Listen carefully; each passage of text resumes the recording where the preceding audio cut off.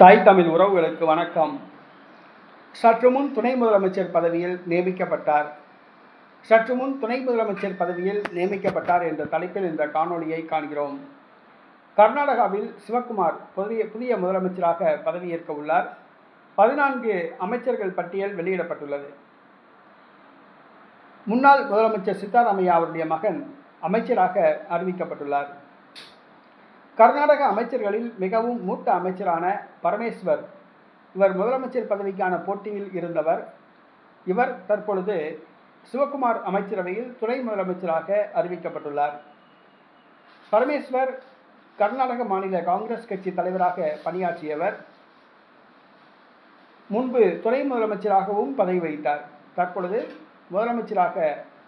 துணை முதலமைச்சராக அறிவிக்கப்பட்டுள்ளார். சித்தார்த்தா அறக்கட்டளை செயலாளராக உள்ளார்.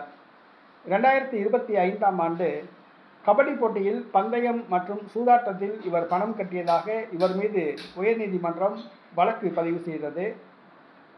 மேலும் இவருக்கு சொந்தமான கல்வி நிறுவனங்களில் பணப்பரிமாற்றம் தவறாக சட்டவிரோதமாக நடந்ததாக கூறி அமலாக்கத்துறை சோதனை நடத்தியது.